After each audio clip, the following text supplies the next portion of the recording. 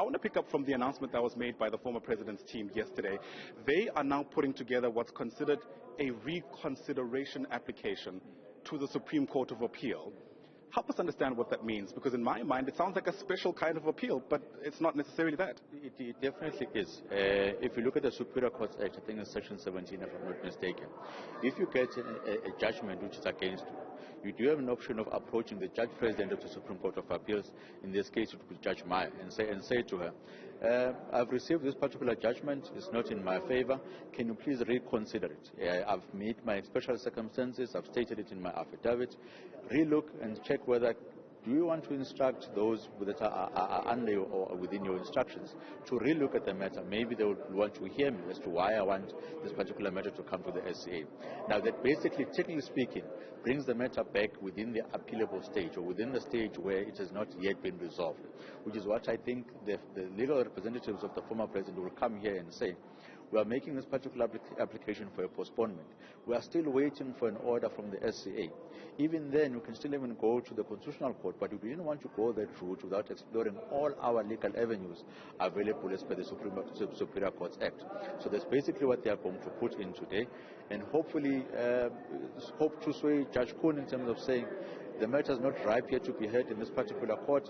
There's still few avenues which are left. It's only then, after we've failed in all these avenues, that we can come back and expect to hear the first witness come into the witness box.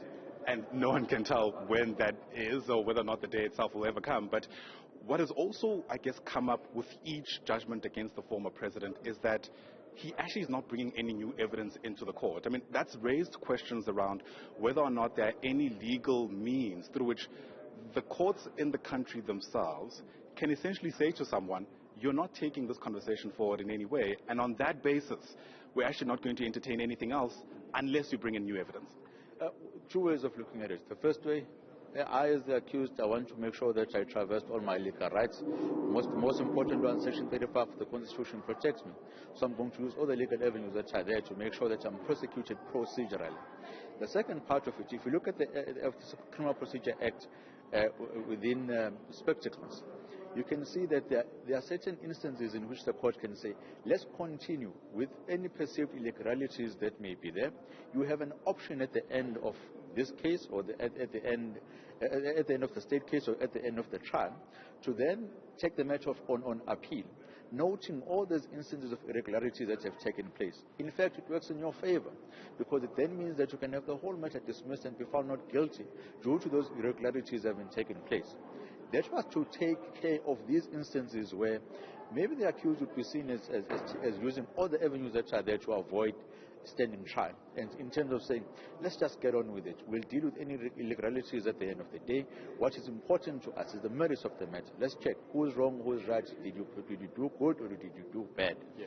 And then let's take it from there. Anything else, it will be taken care of by the CPA, but you must note all those things as we are going along. So if that were to continue, the case were to continue today, one of the first matters in which the former president legal team would note would be that. They would say, we want to put it on record that we are continuing with the matter because we are forced to, not because we like to. We think that our clients' rights are going to be infringed, but nonetheless we are going to continue.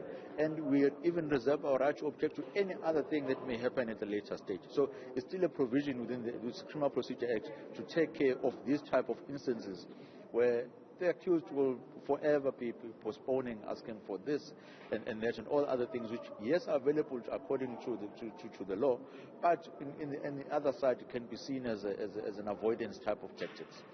Mpumelelo Zikalala, thanks very much indeed. If history is anything to go by, you and I potentially may have a very long day ahead. So thanks very much indeed for that. For now, Mpumelelo Zikalala, of course, is a legal analyst.